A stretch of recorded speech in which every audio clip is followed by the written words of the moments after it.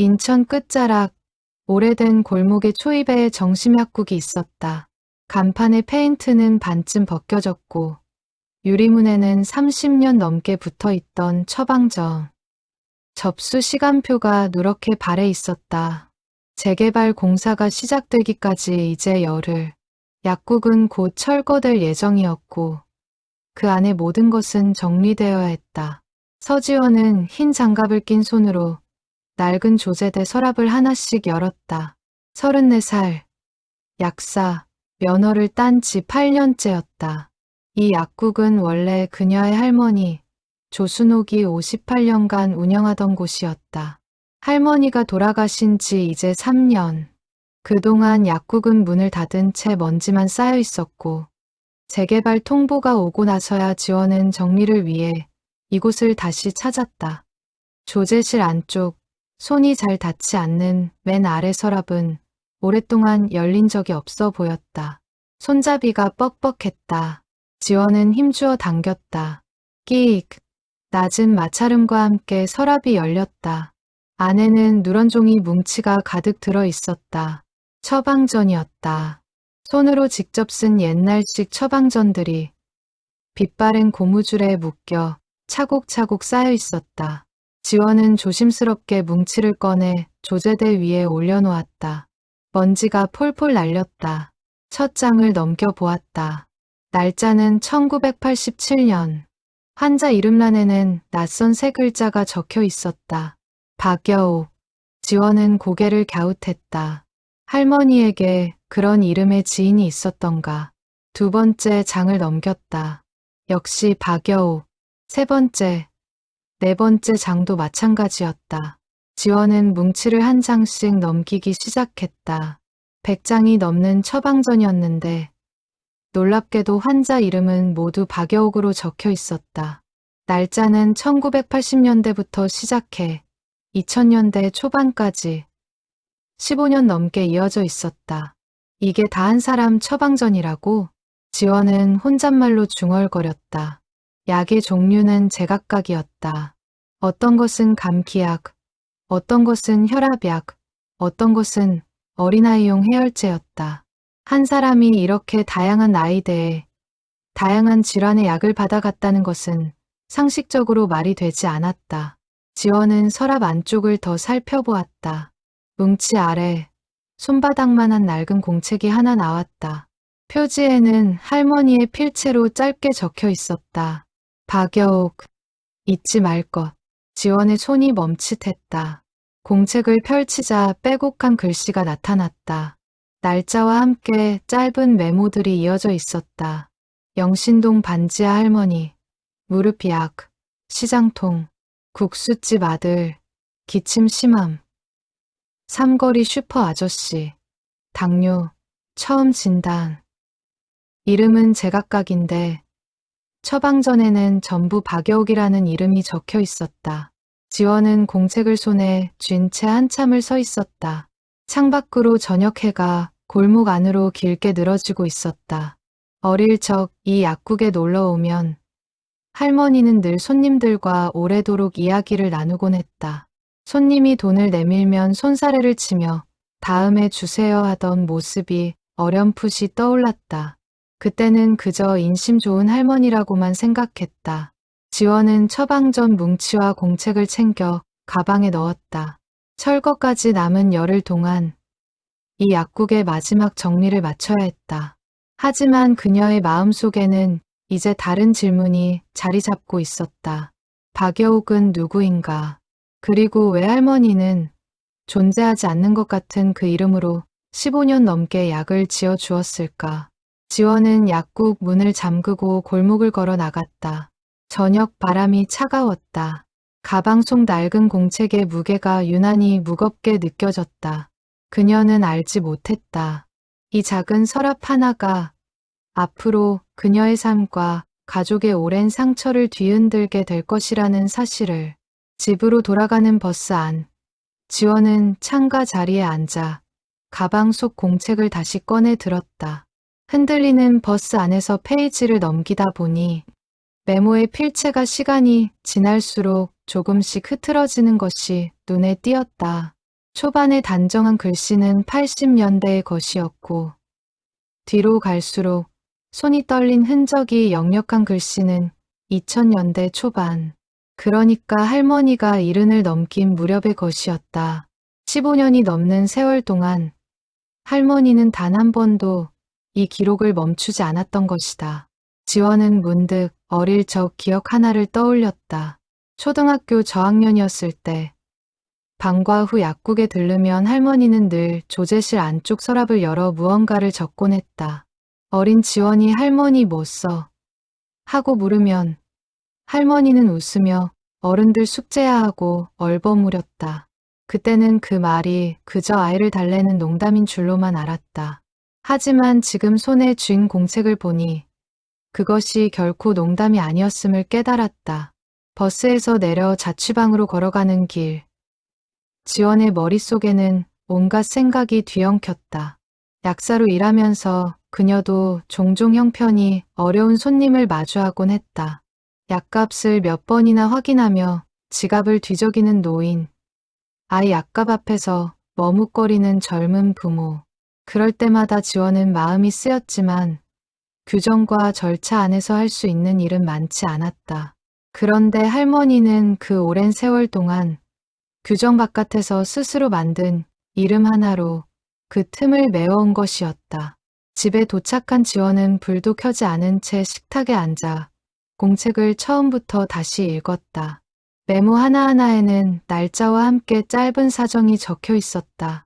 어떤 날은 형편이 너무 어려워 그냥 드림이라고만 적혀 있었고 어떤 날은 다음 달에 갚겠다고 하셨으나 받지 않기로 함이라고 적혀 있었다. 그리고 공통적으로 모든 페이지 하단에는 동일한 문장이 반복해서 적혀 있었다. 박여옥 이름으로 처리. 아무도 모르게. 지원은 그 문장을 몇 번이고 다시 읽었다.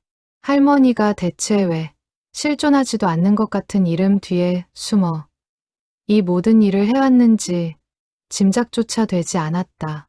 창밖은 이미 완전히 어두워져 있었다. 지원은 휴대전화를 들어 어머니 한명숙에게 전화를 걸까 하다가 손을 멈췄다. 어머니는 할머니 이야기만 나오면 표정이 굳어지곤 했다. 이유는 알 수 없었지만 두 사람 사이에는 오래전부터 말하지 않는 무언가가 있는 듯했다. 지원은 공책을 덮고 조용히 다짐했다.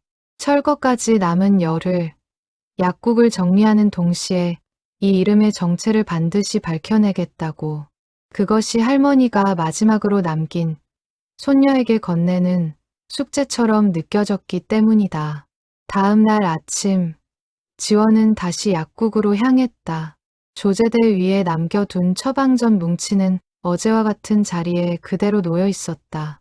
아침 햇살이 먼지 낀 유리창을 통과해 종이 위로 비스듬히 내려앉았다. 지원은 뭉치를 다시 한 장씩 살펴보며 이번에는 처방전 옆에 붙어있던 작은 메모지들을 눈여겨보았다.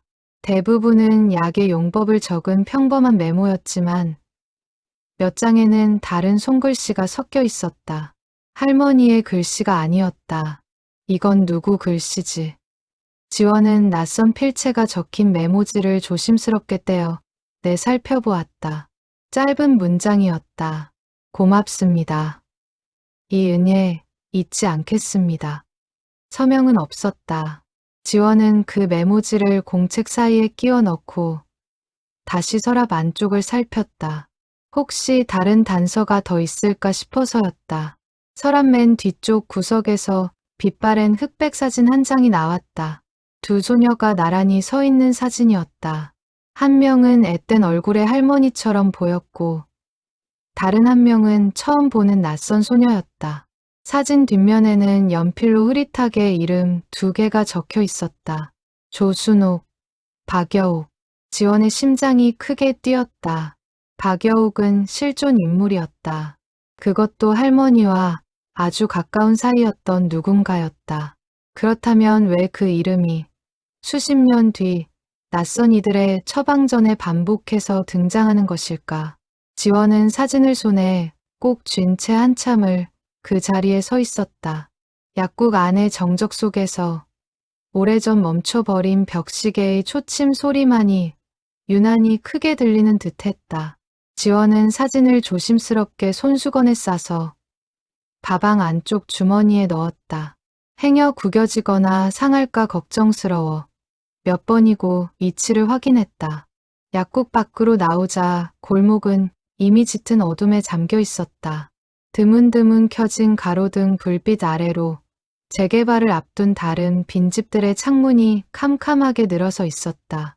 지원은 문득 이 골목이 사라지기 전에 할머니가 남긴 흔적들을 하나도 놓치지 않고 다 찾아내고 싶다는 마음이 강하게 들었다. 그것은 단순한 호기심이 아니라 손녀로서 마지막으로 할 수 있는 일종의 도리처럼 느껴졌다. 지원은 눈을 감고 잠시 숨을 골랐다. 열흘이라는 시간이 결코 넉넉하지 않다는 것을 알았지만 그녀는 이 서랍 속 이야기를 끝까지 따라가 보기로 마음먹었다. 서랍 속 낡은 종이들이 뿜어내는 세월의 냄새는 어쩐지 할머니의 손길을 떠올리게 했다. 지원은 그 냄새를 오래도록 잊고 싶지 않았다. 지원은 서랍을 다시 한번 손으로 쓸어 보았다. 이제는 텅 비어버린 그 자리가 오히려 더 많은 이야기를 품고 있는 것처럼 느껴졌다. 지원의 마음속에는 이 모든 것을 끝까지 밝혀내겠다는 다짐이 점점 더 또렷해지고 있었다. 사진을 발견한 다음 날, 지원은 약국 정리를 잠시 미루고 구청 보건소를 찾아갔다. 오래된 약국의 의약품 판매 기록을 정식으로 확인하려면 관련 부서의 협조가 필요했다. 담당 공무원은 지원의 사정을 듣고는 오래전 폐기되지 않고 남아있던 정심약국의 옛 등록 서류철을 찾아주었다. 서류철 속에는 약국 개업 당시의 기록과 함께 몇 년마다 갱신된 사업자 정보가 담겨 있었다. 지원은 혹시나 하는 마음으로 담당자에게 물었다. 혹시 이 주소지에 박여옥이라는 분이 등록된 적이 있을까요? 주민등록상으로요. 담당자는 시스템을 몇 차례 조회해 보더니 고개를 저었다. 그런 이름으로 이 동네에 등록된 기록은 없는데요. 인근 행정동을 다 뒤져봐도 마찬가지고요. 지원은 예상은 했지만 막상 확인을 받으니 마음이 복잡해졌다. 사진 속 소녀는 분명 존재했다. 그런데 행정 기록상으로는 그런 사람이 이 지역에 산 적이 없다는 뜻이었다. 그렇다면 사진 속 박여옥은 이미 오래전에 이곳을 떠났거나 혹은 다른 사정이 있는 것일 수도 있었다. 지원은 보건소를 나와 곧장 약국이 있던 골목으로 향했다. 오랫동안 그 동네에 살아온 사람이라면 뭔가 알고 있을지도 몰랐다. 골목 초입에 오래된 세탁소로 들어섰다. 주인 할아버지는 다림질을 하다 말고 지원을 알아보고는 반갑게 맞았다. 어이구, 조 약사님 손녀 아녀? 많이 컸네. 지원은 조심스럽게 사진을 꺼내 보였다. 할아버지, 혹시 이 사진 속에 있는 분 기억나세요? 박여옥이라는 이름이었는데 할아버지는 사진을 한참 들여다보더니 기억이 가물가물한 듯 미간을 좁혔다. 글쎄 조 약사님 젊었을 때 사진인 건 알겠는데 옆에 있는 처자는 잘 모르겠구먼. 하도 오래전 일이라 지원은 실망한 기색을 감추지 못했다. 할아버지는 잠시 생각에 잠기더니 말을 이었다. 근데 말이여, 조 약사님이 예전에 딱 한 번 취해서 그런 건 아니고 그냥 지나가는 말로 그런 얘기를 한 적이 있어. 전쟁통에 자기 목숨을 구해준 친구가 있었다고. 근데 그 친구는 정작 못 살아남았다고. 이름은 말 안 했는데 지금 생각해보니 그게 그 처자 이름이었을 수도 있겠네. 지원의 손끝이 차가워졌다. 전쟁통이라면 6.25 전쟁을 말하는 것이었다. 할머니는 그 시절 이야기를 자식들에게도 거의 하지 않았다고 어머니에게 들은 적이 있었다. 그런데 그 침묵 속에 이런 사연이 숨어 있었을 줄은 몰랐다. 세탁소를 나온 지원은 골목을 천천히 걸으며 생각에 잠겼다. 만약 박여옥이 전쟁 중에 할머니를 구하고 세상을 떠난 친구였다면 할머니가 그 이름으로 수십 년간 가난한 이웃들에게 몰래 약을 지어준 이유가 조금씩 이해되기 시작했다. 그것은 단순한 선행이 아니라 먼저 떠난 친구의 이름을 세상에 계속 살아있게 하려는 조용하지만 깊은 그리움의 방식이었을지도 몰랐다. 골목을 걷던 지원은 문득 걸음을 멈추고 어릴 적 이 길을 할머니와 함께 걷던 기억을 떠올렸다. 할머니는 늘 손을 꼭 잡고 걸으며 골목의 이웃들에게 일일이 인사를 건넸다. 저기 저 집은 손주가 아파서 요즘 걱정이 많아. 저 아저씨는 얼마 전에 일자리를 잃었대 하고 낮은 목소리로 지원에게 속삭이곤 했다. 그때는 그저 동네 소식을 알려주는 것이라 여겼는데 이제 와 돌이켜보니 할머니는 그렇게 이웃들의 형편을 하나하나 눈여겨보고 있었던 것이다. 지원은 그 기억이 오늘 알게 된 사실들과 조용히 겹쳐지는 것을 느꼈다. 지원은 약국으로 돌아가는 길에 오래된 사진관에도 들렀다. 세탁소 할아버지가 귀띔해준 곳이었다. 사진관 주인은 이제 80이 넘은 노인으로 몸이 불편해 의자에 앉은 채로 지원을 맞았다. 지원이 사진을 내밀자 노인은 돋보기를 끼고 한참을 들여다보았다. 이 사진 어디서 났나? 저희 할머니 유품 중에서요. 정심약국 조순옥 할머니세요. 노인의 표정이 미묘하게 흔들렸다. 조 약사 손녀구먼. 이 사진 내가 찍어준 거야. 전쟁 끝나고 얼마 안 됐을 때 옆에 처자는 피난길에 조 약사랑 같이 내려온 친구였다고 들었어. 근데 그 처자가 어떻게 됐는지는 나도 잘 몰라. 어느 날 갑자기 안 보이더라고. 조 약사가 그 얘기만 나오면 늘 말을 돌렸으니까. 지원은 더 캐묻고 싶었지만 노인의 기억도 거기까지가 전부인 듯했다. 감사 인사를 전하고 사진관을 나서는 지원의 발걸음이 무거웠다. 하나씩 퍼즐이 맞춰지는 듯하면서도 정작 가장 중요한 조각은 여전히 손에 잡히지 않았다. 지원은 다시 약국으로 돌아와 서랍을 마저 정리하며 이번에는 좀 더 오래된 기록들을 찾기 시작했다. 조제대 아래쪽 나무 상자에서 낡은 일기장 비슷한 공책이 하나 더 나왔다. 표지는 사가서 만지면 부스러질 것 같았다. 조심스럽게 첫 장을 넘기자 훨씬 젊은 시절 할머니의 필체가 나타났다. 날짜는 1953년. 전쟁이 끝난 직후였다. 여우가 내가 나 대신 그 자리에 있었더라면. 지원은 숨을 멈췄다. 이 짧은 한 문장이 지난 수십 년간 할머니가 짊어져 온 마음의 무게를 고스란히 담고 있는 것 같았다. 그녀는 공책을 가슴에 품고 창밖으로 저물어 가는 하늘을 오래도록 바라보았다. 아직 풀리지 않은 의문이 많았다. 박여옥은 정확히 누구였고 어떻게 세상을 떠났으며 그것이 훗날 가족들 사이의 갈등과는 또 어떤 관련이 있는 것일까? 지원은 다음 목적지로 어머니가 있는 본가를 떠올렸다. 이제는 더 이상 미룰 수 없는 대화가 기다리고 있었다. 지원은 공책을 가슴에 품고 창밖으로 저물어 가는 하늘을 오래도록 바라보았다. 낡은 공책 속 문장들은 짧았지만 그 안에 담긴 슬픔은 결코 가볍지 않았다. 몇 장을 더 넘기자 이런 구절도 있었다. 살아남은 게 죄스러운 날이 있다. 그런 날은 약국 문을 닫고 싶지만 그러면 안 된다는 걸 안다. 여옥이라면 그렇게 말했을 테니까. 지원은 그 문장을 읽으며 목이 메었다. 할머니가 평생 짊어져 온 마음의 무게가 고스란히 전해지는 듯했다. 아직 풀리지 않은 의문이 많았다. 박여옥은 정확히 누구였고 어떻게 세상을 떠났으며 그것이 훗날 가족들 사이의 갈등과는 또 어떤 관련이 있는 것일까? 특히 어머니 한명숙이 할머니 이야기만 나오면 늘 표정을 굳히던 이유가 이 오래된 사연과 무관하지 않을 것 같다는 예감이 들었다. 어쩌면 어머니는 이미 이 모든 사실을 알고 있으면서도 오랫동안 마음에 묻어둔 것은 아니었을까. 지원은 낡은 공책과 사진을 가방 깊숙이 챙겨 넣고 약국 문을 잠갔다.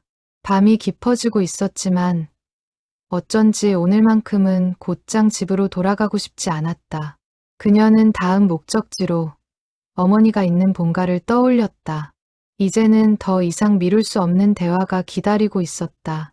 오랫동안 두 사람 사이를 가로막아 온 침묵의 벽 앞에 지원은 처음으로 스스로 다가서 보기로 결심했다. 지원은 세탁소를 나서기 전 할아버지에게 한 가지를 더 물었다.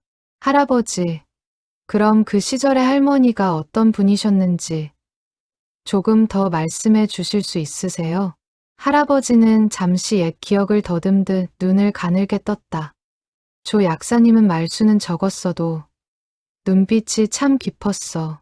누가 힘든 일 있으면 먼저 알아채고 다가가는 그런 사람이었지. 근데 정작 자기 얘기는 잘 안 했어. 그게 좀 이상하다 싶었는데 이제 보니 다 이유가 있었구먼. 지원은 그 말을 마음 깊이 새기며 골목을 나섰다. 지원은 그날 저녁 세탁소 할아버지에게 들은 이야기를 수첩에 옮겨 적으며 다시 한번 곱씹었다. 말수가 적었지만 눈빛이 깊었다는 표현이 유독 마음에 남았다. 지원이 기억하는 할머니도 그러했다. 손님이 무슨 말을 하지 않아도 표정만 보고 먼저 필요한 것을 챙겨주시던 모습이 어렴풋이 떠올랐다. 그것은 오랜 세월 이웃들의 삶을 가까이서 지켜본 사람만이 가질 수 있는 눈썰미였을 것이다. 지원은 사진관을 나서며 오래된 흑백 사진 한 장이 이렇게 많은 질문을 불러일으킬 줄은 몰랐다고 생각했다. 답을 찾기 위해서는 아직 더 많은 걸음이 필요해 보였다. 세탁소를 나선 뒤로도 지원의 머릿속에는 전쟁이라는 두 글자가 계속 맴돌았다. 할머니의 조용한 성정 뒤에 그런 격동의 세월이 숨어 있었다는 사실이 낯설고도 아릿했다. 지원은 버스 정류장에 서서 오늘 알게 된 사실들을 마음속으로 하나씩 정리해 보았다. 아직 갈 길이 멀다는 것을 그녀도 알고 있었다. 지원은 집으로 향하는 발걸음을 조금씩 재촉하며 다음 날의 조사를 머릿속으로 미리 그려보았다. 본가는 약국에서 버스로 40분 거리에 있었다. 지원이 초인종을 누르자 어머니 한명숙이 문을 열며 조금 놀란 표정을 지었다. 이 시간에 웬일이니? 전화도 없이. 엄마, 잠깐 얘기 좀 해요. 거실에 앉은 지원은 가방에서 공책과 사진을 꺼내 탁자 위에 올려놓았다. 한명숙의 시선이 사진에 닿는 순간 표정이 눈에 띄게 굳었다. 이거 어디서 났어? 목소리가 낮게 가라앉아 있었다. 지원은 조심스럽게 그동안 알게 된 사실들을 하나씩 설명했다. 서랍 속 처방전, 박여옥이라는 이름, 세탁소 할아버지와 사진관 노인의 증언, 그리고 공책 속 문장들까지. 한명숙은 말없이 듣기만 했다. 이야기가 끝나자 그녀는 한참 동안 사진을 내려다보다가 낮은 한숨을 내쉬었다. 그래, 언젠가는 알게 될 줄 알았다. 한명숙은 천천히 입을 열었다. 그녀가 어릴 적 집안 형편은 늘 넉넉지 않았다. 아버지, 그러니까 지원의 외할아버지는 몸이 약해 자주 일을 쉬었고 약국 수입이 사실상 가족의 유일한 생계 수단이었다. 그런데 어머니 조순옥은 그 얼마 되지 않는 수입 중 상당 부분을 형편이 어려운 손님들에게 아무 대가 없이 나누어 주곤 했다. 어릴 때 나는 그게 너무 미웠어. 우리 집도 넉넉하지 않은데 왜 자꾸 남부터 챙기나.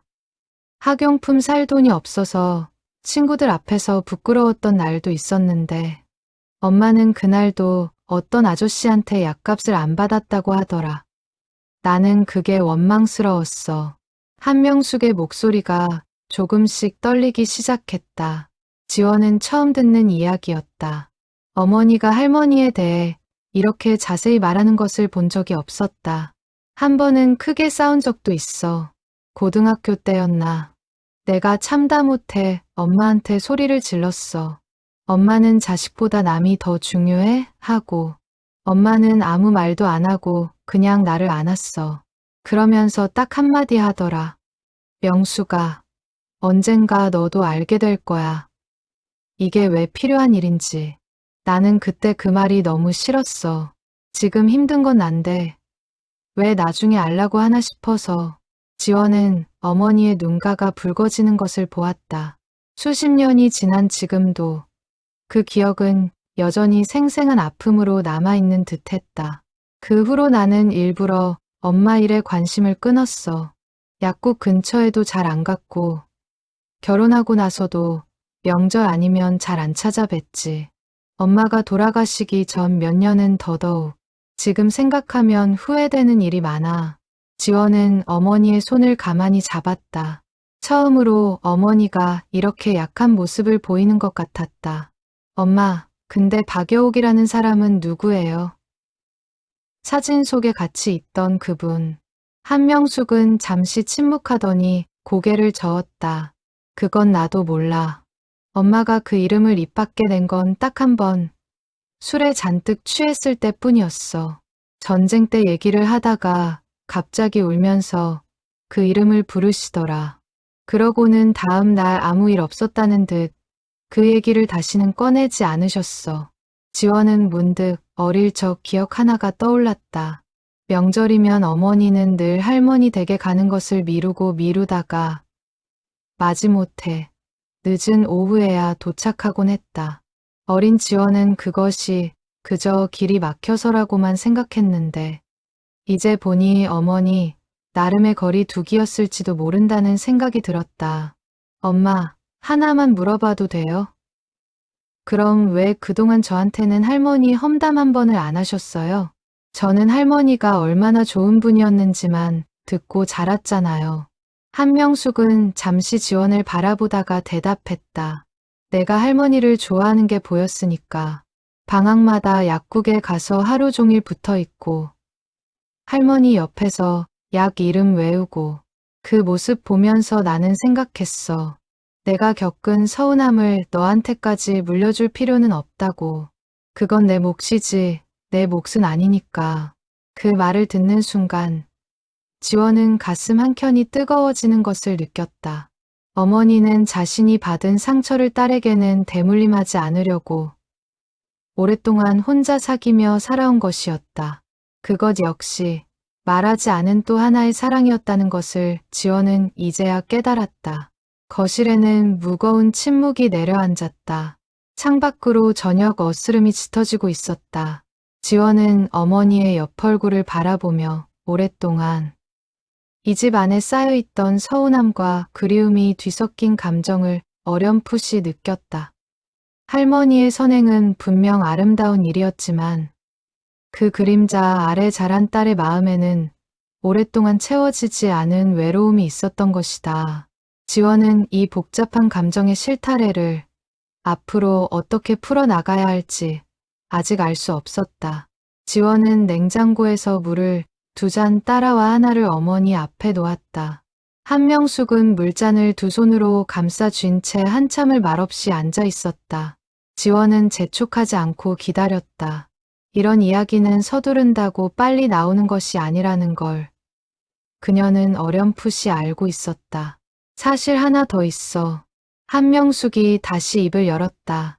내가 20살 때, 그러니까 딱 내 나이쯤이었나. 아버지가 갑자기 쓰러지신 적이 있어. 큰 병원에 실려가서 검사를 받았는데 병명이 심각했어. 수술비도 만만치 않았고 그런데 그때 엄마가 어디서 돈을 구해왔는지 수술비를 마련해 오셨어. 나중에 알고 보니 그동안 모아둔 비상금을 다 쓰신 거였어. 원래 그 돈은 나 대학 등록금으로 쓰려고 몇 년간 모으신 거였는데 지원은 숨을 죽이고 들었다. 나는 그때 처음으로 미안한 마음이 들었어. 아버지를 살리기 위해서 내 등록금을 포기하신 거니까 원망할 수가 없었지. 그런데 동시에 이런 생각도 들더라. 남한테 그렇게 퍼주지만 않았어도 우리 집에 그런 여윳돈쯤은 늘 있었을 텐데. 그 마음이 참 복잡했어. 고맙기도 하고 억울하기도 하고. 한명숙은 잠시 눈을 감았다가 다시 떴다. 결국 나는 등록금을 대출로 해결했고 졸업하고 몇 년 동안 그 빚을 갚아야 했어. 그 시절에 나는 엄마를 참 많이 미워했던 것 같아. 겉으로는 표현 안 했지만 지원은 어머니의 이야기를 들으며 자신이 알던 할머니의 모습과 지금 어머니가 말하는 할머니의 모습 사이의 간극을 느꼈다. 손녀에게는 한없이 자상하고 따뜻했던 할머니가 정작 딸에게는 이렇게 많은 상처를 남긴 존재이기도 했던 것이다.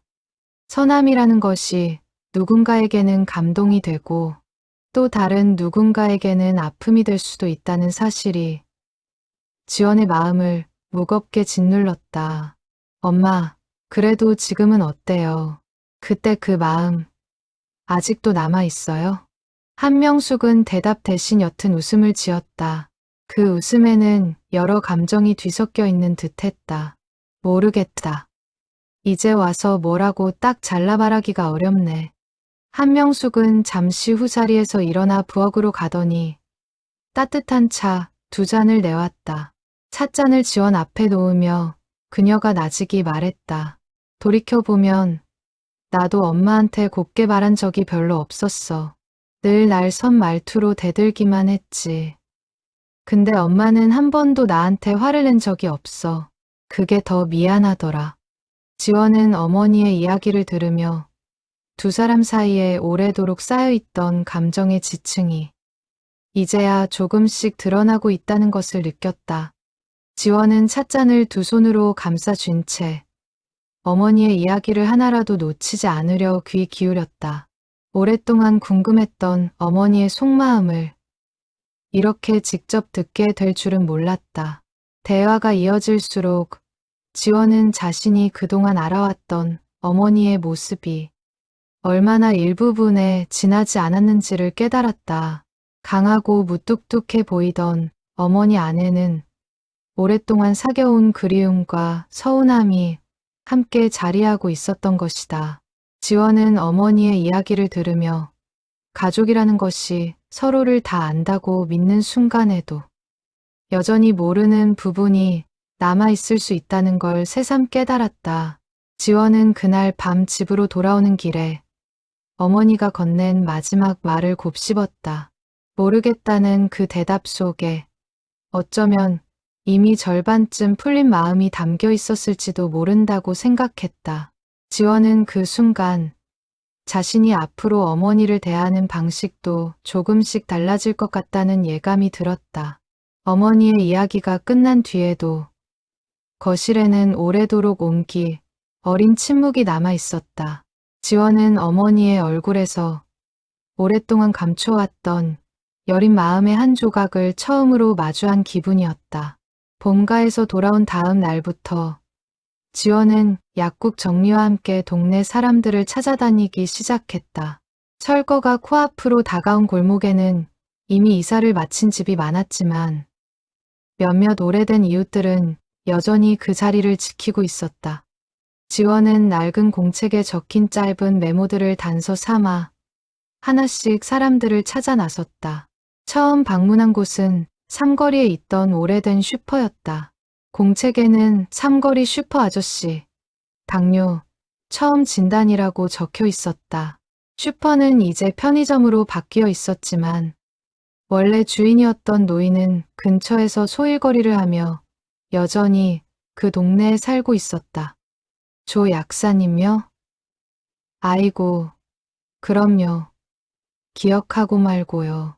노인은 지원의 이야기를 듣더니 눈시울을 붉혔다. 제가 젊었을 때 당뇨 진단을 받았는데 그때 형편이 정말 안 좋았어요.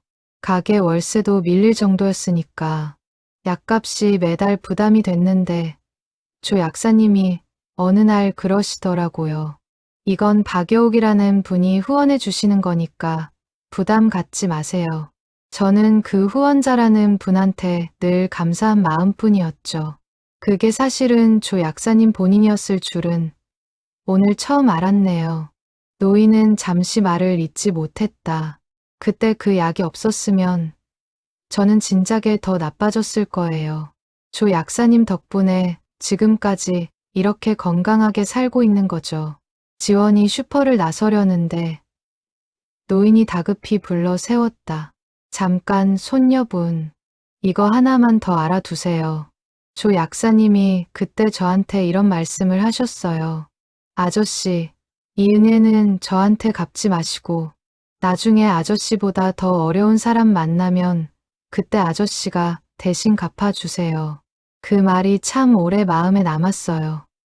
그래서 저도 형편이 조금 나아진 뒤로는 가게에 오는 어려운 손님들 물건값을 몰래 깎아주곤 했어요. 조 약사님이 저한테 심어주신 마음이었던 거죠. 지원은 그 말을 듣는 순간 온몸에 소름이 돋았다. 할머니의 선행은 한 사람에서 끝나지 않고 도움을 받은 이의 마음속에서 다시 다른 형태의 선행으로 이어지고 있었다.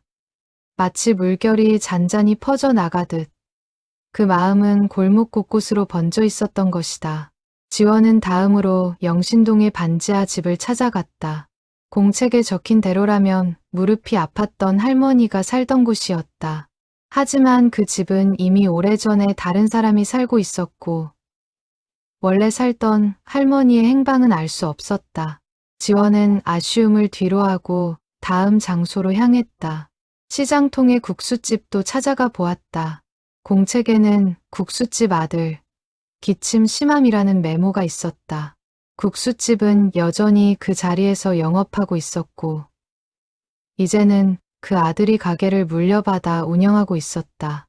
지원이 사정을 설명하자 40대 중반의 주인은 놀란 표정으로 국수 그릇을 내려놓았다. 그게 저였어요? 어릴 때 폐렴 비슷하게 심하게 앓았던 적이 있는데 그때 부모님이 병원비 때문에 발을 동동 구르셨거든요. 그런데 어느 날부터 갑자기 약값 걱정을 안 해도 됐대요. 부모님은 그냥 어떤 좋은 분이 도와주셨다고만 하셨는데 그게 조 약사님이셨을 줄이야. 그는 잠시 눈을 감았다가 뜨더니 지원에게 국수 한 그릇을 말없이 내밀었다. 이거라도 드세요. 저희 집 목숨 살려주신 은인 손녀분인데. 지원은 목이 메어 아무 말도 하지 못하고 국수를 받아들었다. 뜨거운 국물 위로 눈물이 떨어질 것 같아. 그녀는 애써 고개를 숙였다. 며칠 동안 지원은 이렇게 골목 곳곳을 다니며 낡은 공책 속 이름 없는 사람들의 사연을 하나씩 마주했다. 어떤 이는 이미 세상을 떠났고 어떤 이는 먼 곳으로 이사를 가 연락이 닿지 않았다. 하지만 만날 수 있었던 사람들은 하나같이 같은 이야기를 했다. 힘든 시기에 이름도 모르는 후원자 박여욱 덕분에 위기를 넘겼다는 것, 그리고 그 은혜를 평생 잊지 못했다는 것이었다. 지원은 수첩에 그들의 이야기를 하나하나 받아 적었다. 수첩이 채워질수록 할머니가 평생 지켜온 조용한 선행의 무게가 점점 더 선명하게 드러났다. 그것은 단순히 약값을 대신 내주는 일이 아니었다.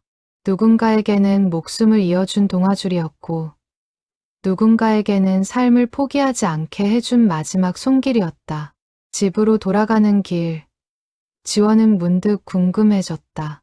이렇게 많은 사람을 도우면서 할머니는 정작 자신을 위해서는 무엇을 남겼을까? 통장 잔고도 값 나가는 물건도 없이 낡은 약국 하나만 남기고 떠난 할머니의 삶이 새삼 다르게 다가왔다. 가난했지만 누구보다 부유한 마음을 가졌던 사람. 지원은 그 말이 할머니에게 가장 잘 어울리는 표현이라는 생각이 들었다. 지원은 다음 날에도 발걸음을 멈추지 않았다.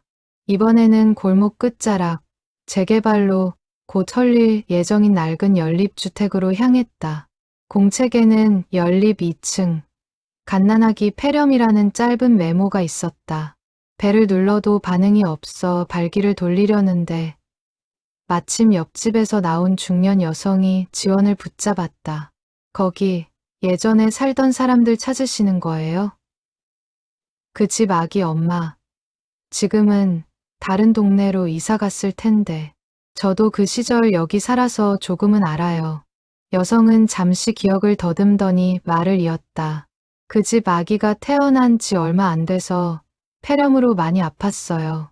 큰 병원에 입원까지 했었는데 퇴원하고 나서도 계속 약을 먹어야 했죠. 근데 그 집도 형편이 어려워서 약값 때문에 부부가 매일 밤 싸우다시피 했어요. 그러다 어느 날부터 갑자기 조용해지더라고요. 나중에 물어보니 약국에서 도와주신다고 하더라고요. 지원은 고개를 끄덕이며 수첩에 적었다. 여성은 잠시 먼 곳을 바라보다가 덧붙였다. 그 아기 지금은 다 커서 대학병원 간호사가 됐다고 들었어요. 어릴 때 아팠던 기억 때문인지 아픈 사람 돕는 일을 하고 싶다고 했다더라고요. 지원의 마음이 뭉클해졌다. 할머니의 손길이 닿았던 생명 하나하나가 시간이 흘러 또 다른 방식으로 세상의 온기를 나누고 있었다. 그것은 단순한 선행의 기록이 아니라 세대를 넘어 이어지는 마음의 이야기였다. 그날 밤, 지원은 수첩을 펼쳐놓고 오늘 만난 사람들의 이야기를 다시 읽었다. 그리고 처음으로 어머니에게 이 이야기들을 하나하나 들려주고 싶다는 생각이 들었다. 어머니가 원망했던 그 선행이 실은 얼마나 많은 사람들의 삶을 지탱해 왔는지 직접 눈으로 확인시켜 주고 싶었다. 지원은 문득 자신이 약사가 되기로 결심했던 순간을 떠올렸다. 대학 진학을 고민하던 시절 특별한 계기가 있었던 것은 아니었다. 그저 어릴 적부터 약국을 놀이터 삼아 자랐고 할머니 옆에서 약 냄새를 맡으며 자연스럽게 그 길을 택했다고만 생각해왔다. 하지만 이제 와 돌아보니 그것은 우연이 아니었을지도 모른다는 생각이 들었다. 할머니의 조용한 손길을 어린 지원은 몸으로 느끼며 자란 것이었다. 말로 배운 적 없어도 마음으로 새겨진 가르침이었던 셈이다. 지원은 수첩을 덮고 창밖을 바라보았다. 골목의 가로등이 하나둘 켜지고 있었다. 곧 사라질 이 골목이 사실은 얼마나 많은 이야기를 품고 있었는지 이제야 조금씩 알아가는 중이었다. 지원은 골목을 돌아 나오는 길에 예전에 할머니가 자주 들르던 작은 방앗간에도 들렀다.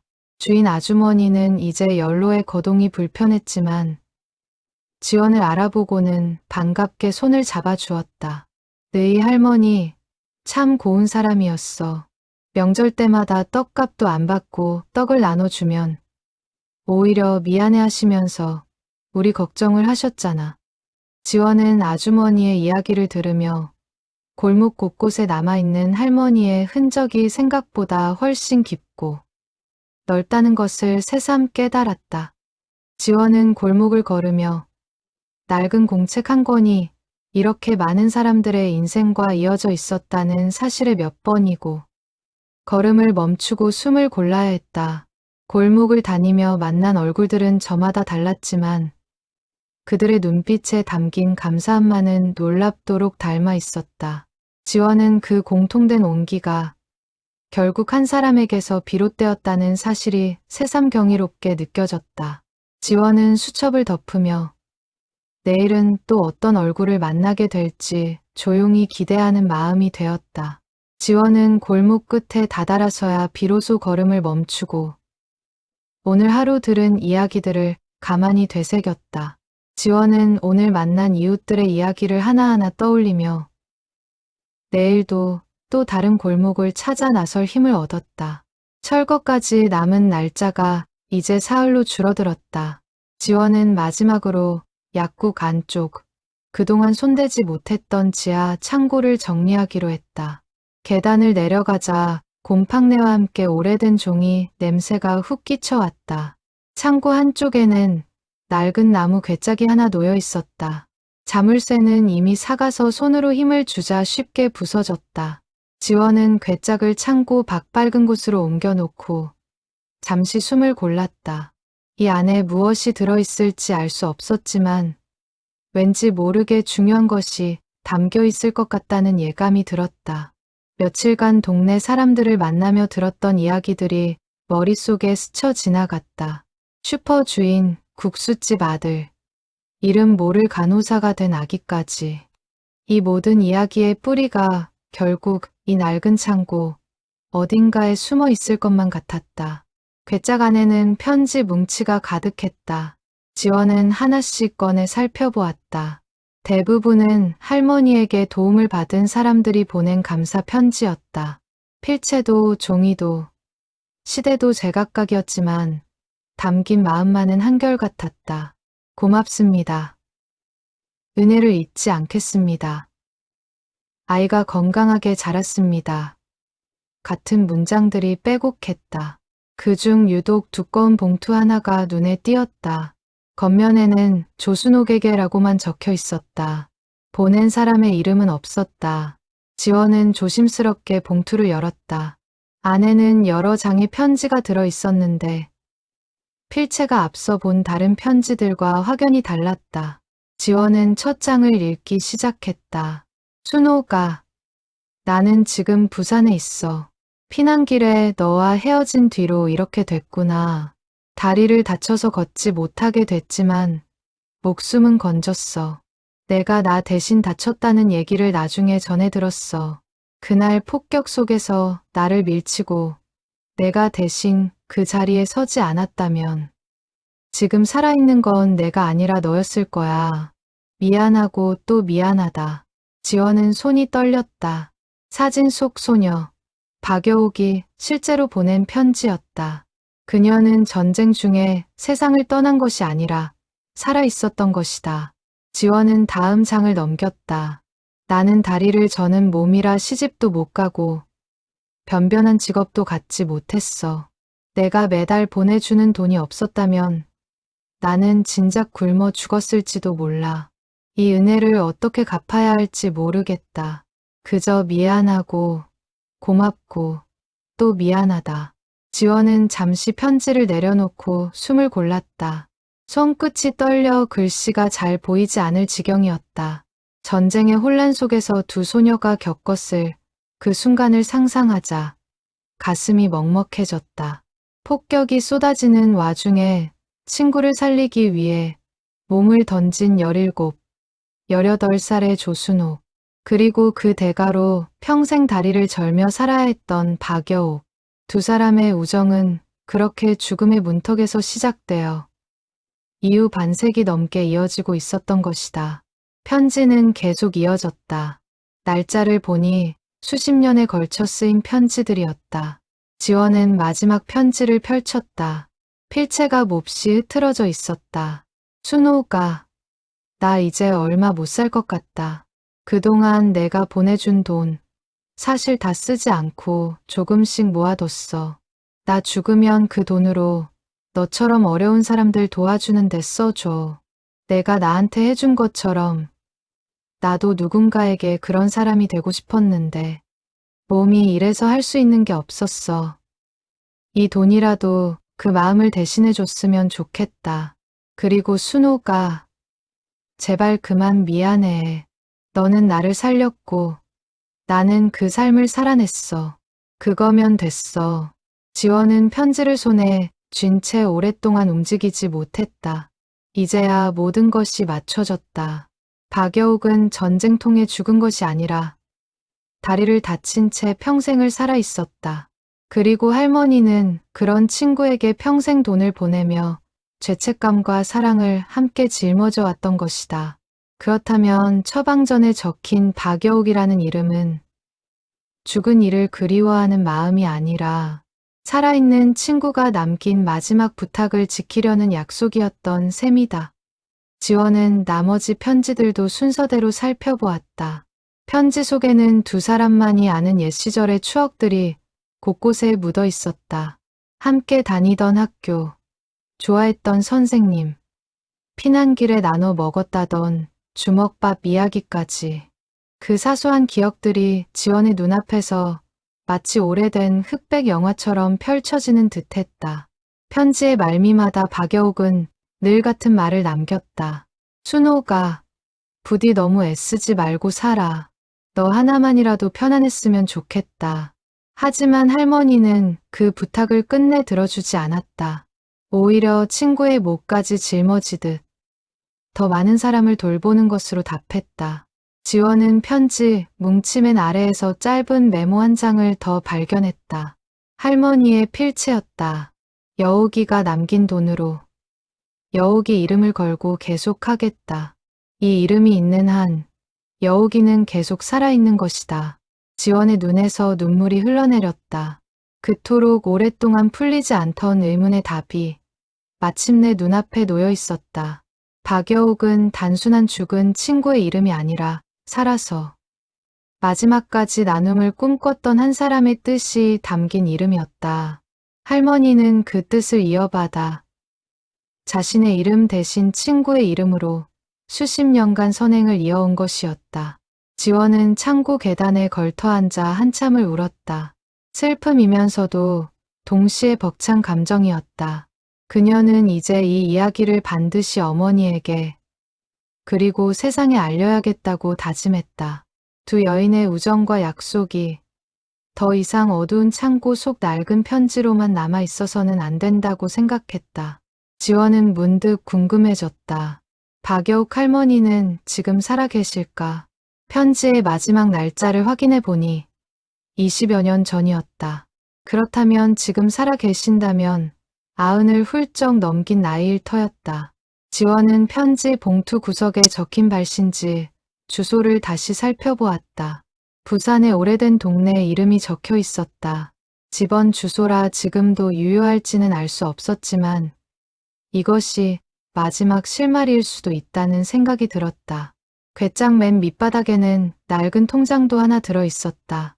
표지가 벗겨져 글씨가 잘 보이지 않았지만 자세히 들여다보니 박여욱이라는 이름으로 개설된 통장이었다. 잔액란에는 놀랍게도 적지 않은 금액이 남아 있었다.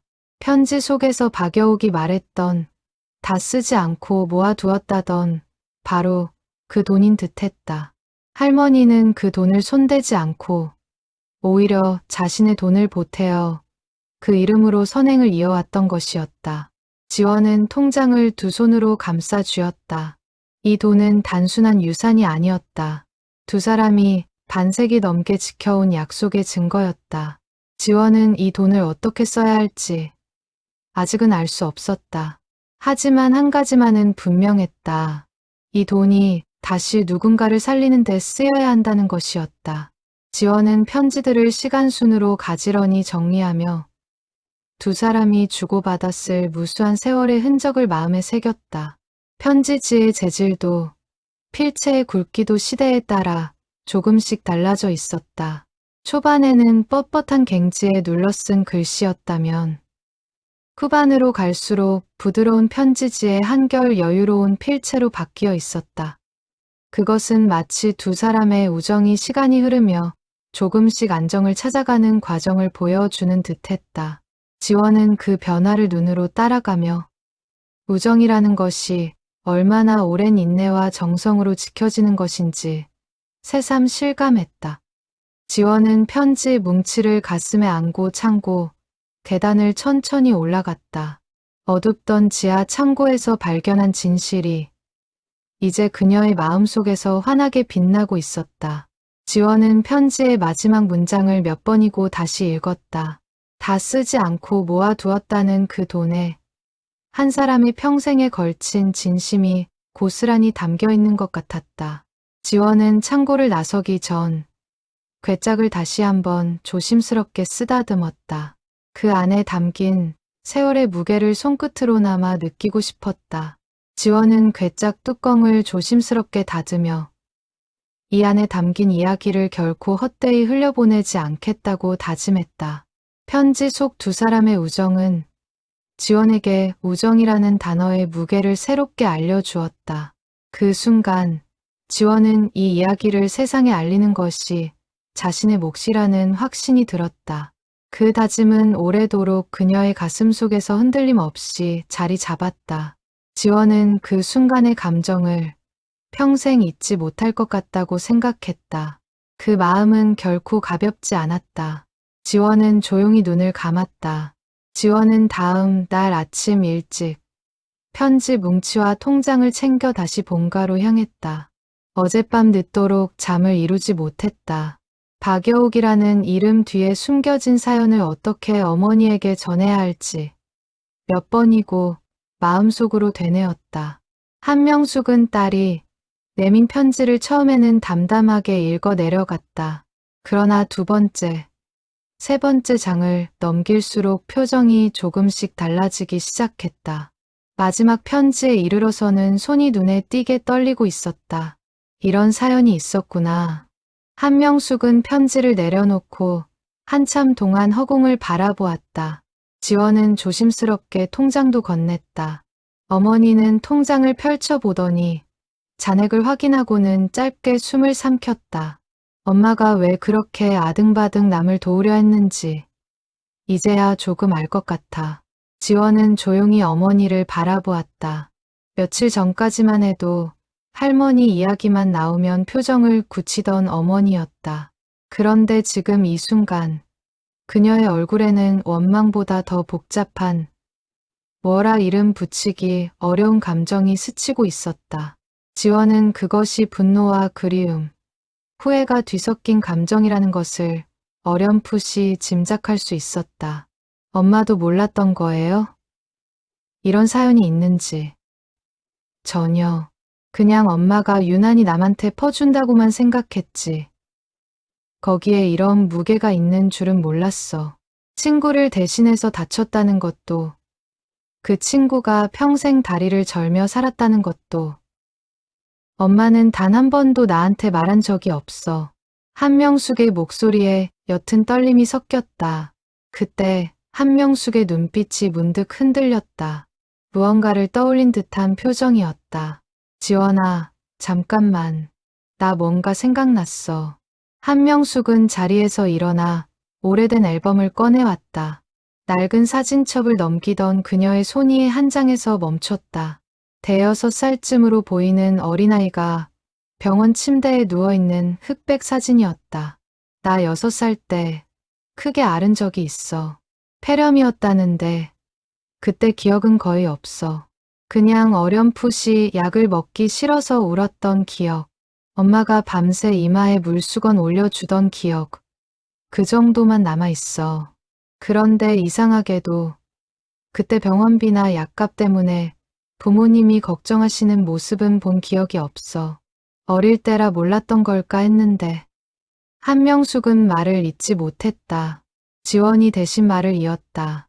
혹시 그때도 박여옥 이름으로 처리된 거 아니었을까요? 한명숙은 대답 대신 고개를 떨궜다. 어깨가 가늘게 떨리고 있었다. 내가 그렇게 미워했던 그 방식이 사실 나를 살렸던 방식이기도 했던 거네. 지원은 어머니의 손을 꼭 잡았다. 오랫동안 어머니의 마음속에 자리 잡고 있던 원망은 정작 자신도 그 혜택의 한가운데 있었다는 사실을 몰랐기에 더욱 깊어졌던 것인지도 몰랐다. 할머니는 자기 자식에게는 늘 미안한 마음으로 부족한 것을 채워주려 애썼지만 정작 그 사랑의 방식이 딸에게는 다른 형태로 전해지지 못했던 것이다. 엄마, 할머니가 그때 왜 말씀 안 하셨을까요? 엄마도 도움받았던 거라고. 한명숙은 잠시 생각하다 나직이 답했다. 아마 그러면 내가 부담스러워할까봐 그러셨겠지. 아니면 그게 당연한 일이라고 생각하셨을 수도 있고, 자식을 살리는데 특별한 이유가 필요한 건 아니니까. 지원은 문득 자신이 어릴 적 열이 펄펄 끓어 응급실에 실려갔던 밤을 떠올렸다. 그날도 할머니가 곁을 지켰다. 손녀에게는 아낌없이 사랑을 쏟으면서도 정작 딸에게는 그 사랑을 다른 방식으로 표현했던 할머니의 마음이 어떤 것이었을지. 지원은 어렴풋이 헤아려 보았다. 어쩌면 할머니는 자신이 낳은 자식에게는 늘 미안함을, 세상의 낯선 이웃들에게는 속죄와 같은 마음을 품고 살았던 것은 아니었을까. 그리고 그 두 마음이 뒤섞이는 과정에서 정작 가장 가까운 딸의 서운함까지는 다 헤아리지 못했던 것은 아니었을까. 엄마, 그래도 이제라도 알았으니 다행이에요. 할머니도 엄마가 이렇게 알아주기를 어딘가에서 바라고 계셨을 거예요. 한명숙은 딸의 말에 옅게 웃었다. 눈가에는 여전히 물기가 남아 있었지만 그 웃음에는 이전과는 다른 온기가 담겨 있었다. 거실에는 오랜 침묵이 흘렀다. 창밖으로 오후의 햇살이 부드럽게 스며들고 있었다. 한명숙은 사진첩을 가만히 쓰다듬으며 말했다. 지원아, 나 오랜만에 엄마 산소에 가봐야겠다. 그동안 너무 안 갔어. 지원은 고개를 끄덕였다. 어머니의 목소리에서 오랫동안 굳게 닫혀있던 무언가가 조금씩 풀려가는 것이 느껴졌다. 원망으로 덮여있던 자리에 이제는 뒤늦은 이해와 그리움이 자리 잡기 시작하고 있었다. 두 사람은 그날 오후 함께 근교의 납골당으로 향했다. 조순옥의 사진 앞에 선 한명숙은 오랫동안 아무 말도 하지 못하다가 마침내 낮은 목소리로 입을 열었다. 엄마, 나 이제 알았어. 왜 그렇게 사셨는지. 미안해요. 오랫동안 원망만 해서. 지원은 어머니의 옆에 조용히 서서 그 말이 할머니에게 닿기를 마음속으로 함께 빌었다. 저물어가는 오후의 빛이 두 사람의 어깨 위로 따스하게 내려앉고 있었다. 돌아오는 차 안에서 한명숙은 오랜만에 먼저 말을 꺼냈다. 지원아, 그 통장 말이야. 어떻게 하면 좋을까?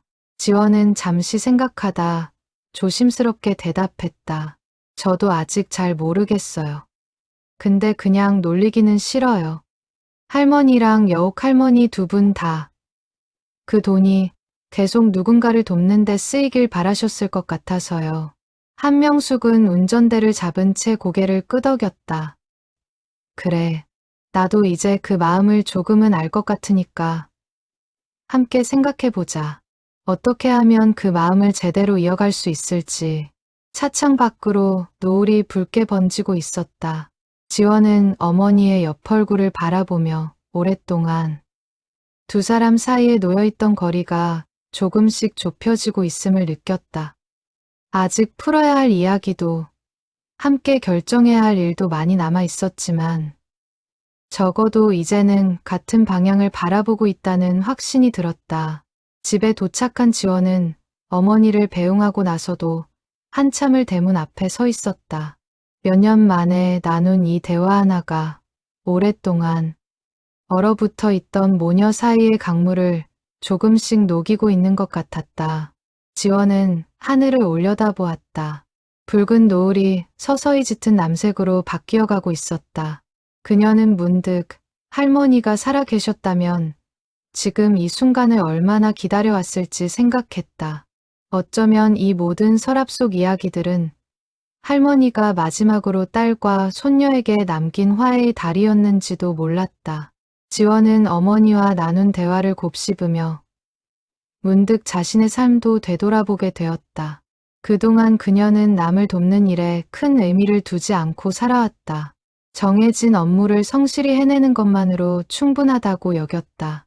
하지만 할머니와 어머니의 이야기를 알게 된 지금, 지원은 자신이 살아가는 방식에 대해 조금씩 다른 질문을 던지기 시작했다.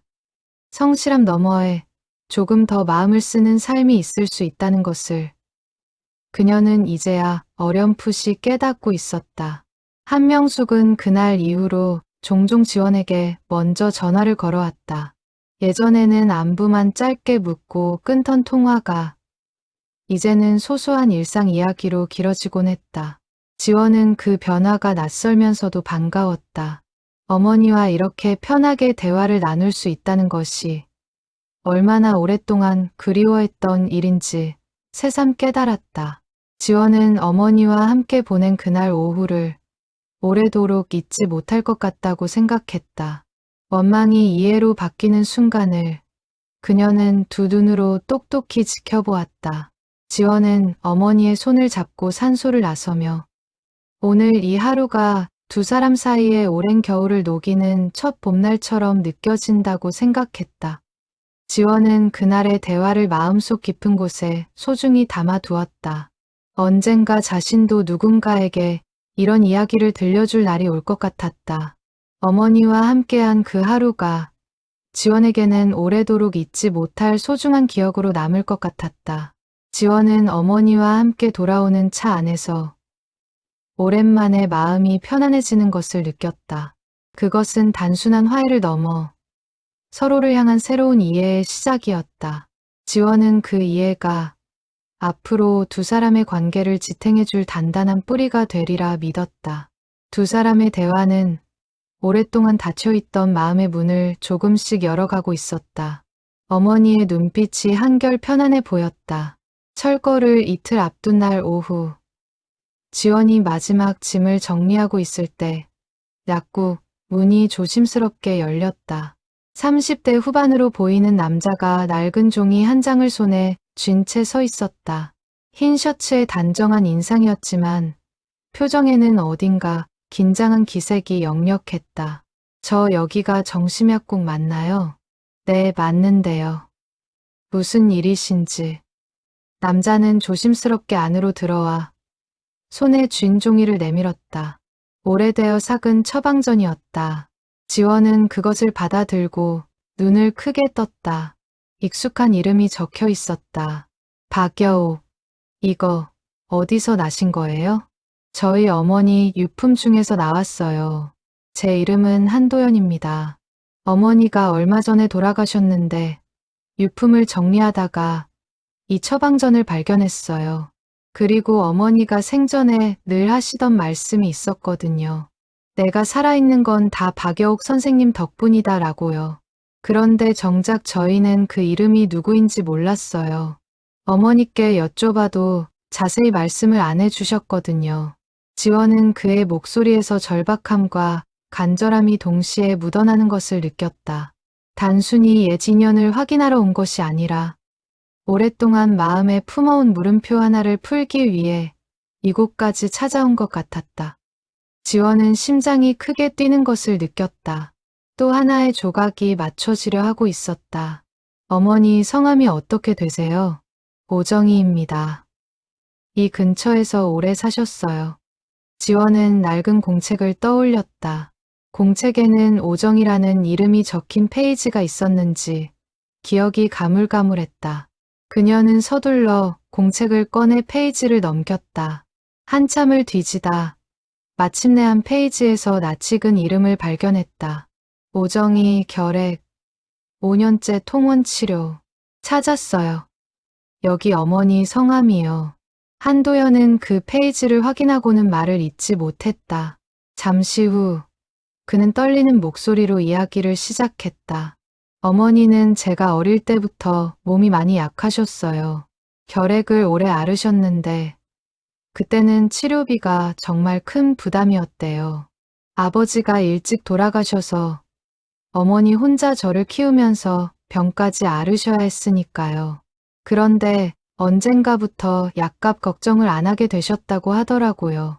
어머니는 그게 다 박여옥이라는 분 덕분이라고. 그분이 아니었으면 저는 아버지도 어머니도 없는 고아가 됐을 거라고 늘 말씀하셨어요. 한도연은 잠시 숨을 고르며 말을 이었다. 어머니는 늘 저한테 이렇게 말씀하셨어요. 도연아, 사람이 사람을 살릴 수 있다는 걸 나는 그분 덕분에 배웠다.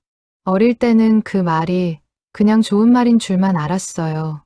근데 의대에 들어가고 힘든 실습 과정을 버티면서 몇 번이고 그 말을 떠올렸어요. 포기하고 싶을 때마다 어머니의 그 말이 저를 다시 일으켜 세웠거든요. 한도연의 눈시울이 붉어졌다. 저는 그 이야기를 들으며 자랐어요. 그래서 의사가 됐어요. 저도 누군가에게 그런 존재가 되고 싶어서요. 지금은 형편이 어려운 분들을 위한 무료 진료소에서 일하고 있어요. 근데 정작 저를 이 길로 이끌어준 그 은인이 누구인지 이름도 얼굴도 모른 채 살아왔어요. 어머니가 돌아가시고 나서 이 처방전 한 장만 들고 무작정 찾아 나섰어요. 약국 상호가 적혀 있어서 이 동네까지 오게 됐고요. 지원은 목이 메어 한동안 말을 잇지 못했다. 그녀는 천천히 그동안 알게 된 모든 사연을 한도연에게 들려주었다. 할머니 조순옥과 박여옥의 우정, 전쟁통의 사고, 그리고 그 이름으로 이어진 수십 년의 선행까지. 한도연은 이야기를 들으며 몇 번이나 눈물을 훔쳤다. 그러니까 박여옥 선생님이라는 분은 실은 두 분이셨던 거네요. 처음 그 이름을 만드신 여옥 할머니, 그리고 그 이름으로 평생 선행을 이어오신 조순옥 할머니. 맞아요. 정확히 그래요. 한도연은 처방전을 다시 손에 쥐고 오랫동안 그것을 바라보았다. 이제라도 감사 인사를 드릴 수 있게 돼서 다행이에요. 비록 두 분 다 이제는 안 계시지만요. 한도연은 처방전을 조심스럽게 다시 봉투에 넣으며 약국 안을 천천히 둘러보았다. 이곳이 곧 사라진다니 아쉽네요. 어머니가 이 안에서 도움을 받으셨을 걸 생각하니 그냥 낡은 건물이 아니라 다르게 보여요. 지원은 그 말에 마음이 뭉클해졌다. 그녀 역시 처음에는 그저 정리해야 할 낡은 공간으로만 여겼던 이곳이 이제는 수많은 사람들의 생명과 온기가 스며든 장소로 다시 보이기 시작했다. 지원은 조심스럽게 물었다. 여옥 할머니는 혹시 아직 살아 계실까요? 편지 마지막 날짜가 20년 전이라 저희도 확인을 못했거든요. 한도연은 잠시 생각하더니 말했다. 제가 의료 쪽 네트워크가 좀 있어요. 부산 지역 요양시설이나 복지관 쪽으로 한번 수소문해 볼 수 있을 것 같아요. 도움이 될지는 모르겠지만요. 지원은 그 제안에 마음이 놓였다. 낯선 이의 방문이 뜻밖에도 또 다른 실마리를 가져다 주고 있었다. 철거를 앞둔 텅 빈 약국 안에서 세 사람 몫의 이야기가 조용히 이어지고 있었다. 지원은 문득 어머니에게도 이 소식을 전해야겠다고 생각했다. 그녀는 한도연에게 양해를 구하고 어머니에게 전화를 걸었다. 짧은 통화였지만 한명숙은 한도연이라는 사람의 존재를 듣자마자 목소리가 밝아졌다. 그런 분이 계셨구나. 지원아, 그분 연락처 꼭 받아둬. 이런 인연은 놓치면 안 돼. 전화를 끊은 지원은 한도연을 돌아보며 미소 지었다. 저희 어머니도 꼭 뵙고 싶어 하실 것 같아요. 시간 괜찮으시면 조만간 자리 한번 만들어도 될까요? 한도연은 고개를 끄덕이며 옅게 웃었다. 그럼요. 저도 두 분을 뵙고 정식으로 감사 인사를 드리고 싶었어요. 두 사람은 서로의 연락처를 교환했다. 텅 빈 약국의 조제대 위로 저녁 햇살이 길게 드리워지고 있었다. 곧 사라질 이 공간에서 뜻밖에도 새로운 인연의 매듭이 하나 더 지어지고 있었다. 한도연이 떠난 뒤 지원은 텅 빈 약국 안에 홀로 남아 오래도록 생각에 잠겼다. 낯선 이의 방문 하나가 오랫동안 서랍 속에 잠들어 있던 이야기에 다시 생명을 불어넣고 있었다. 지원은 이 모든 우연이 결코 우연이 아닐지도 모른다는 생각이 들었다. 할머니가 평생 뿌려놓은 마음의 씨앗들이 시간이 흘러 이렇게 하나둘 싹을 틔우며 다시 이 자리로 돌아오고 있는 것 같았다. 지원은 그날 밤 한도연과 나눈 대화를 다시 떠올리며 수첩의 새로운 페이지를 열었다. 그리고 그가 들려준 어머니 오정희 이야기를 조심스럽게 옮겨 적었다. 결핵을 앓으면서도 아들 하나를 지키기 위해 버텨냈던 한 여인의 삶이 할머니의 손길과 어떻게 이어져 있었는지를 다시 한번 되새기고 싶었다. 지원은 낯선 이의 방문이 가져다준 새로운 조각을 마음에 새기며 이 이야기가 아직 끝나지 않았다는 것을 다시 한번 실감했다. 지원은 한도연이 건넨 낡은 처방전 한 장을 마치 소중한 보물처럼 조심스럽게 다시 봉투에 넣어 그에게 돌려주었다. 그 종이 한 장이 품고 있는 무게를 두 사람 모두 말없이 이해하고 있었다. 지원은 약국 문을 닫으며 오늘 하루 동안 만난 인연이 결코 우연이 아니라는 확신이 조금씩 자라나는 것을 느꼈다. 지원은 한도연이 남기고 간 명함을 조심스럽게 지갑 속에 넣어 두었다. 이 인연이 앞으로도 오래 이어지기를 바라는 마음이었다. 한도연의 진심 어린 눈빛은 지원에게도 새로운 다짐을 심어주었다. 지원은 앞으로도 이런 우연한 만남들이 계속 이어지기를 조용히 바랐다. 지원은 그 만남들이 결국 할머니가 남긴 또 다른 유산이라는 것을 깨달아 가고 있었다. 그날의 만남은 지원의 마음속에 오래도록 따뜻하게 남을 하루였다. 지원은 그 인연에 깊이 감사했다. 그것이 지원에게는 또 하나의 큰 위안이었다. 그 하루가 그에게도 큰 의미로 남았다. 지원은 그 인연을 오래도록 소중히 간직하기로 했다. 낯선 만남이 이렇게 깊은 인연으로 이어질 줄은 그녀도 미처 몰랐다. 지원은 그 인연에 감사하며 하루를 마무리했다. 그것이 이 골목이 지닌 눈에 보이지 않는 힘이었다. 철거 전날 한도연에게서 연락이 왔다. 지원은 곧바로 어머니와 함께 그를 만나기 위해 근처 카페로 향했다. 자리에 앉자마자 한도연은 조심스럽게 서류 봉투를 꺼냈다. 수소문 끝에 찾았어요.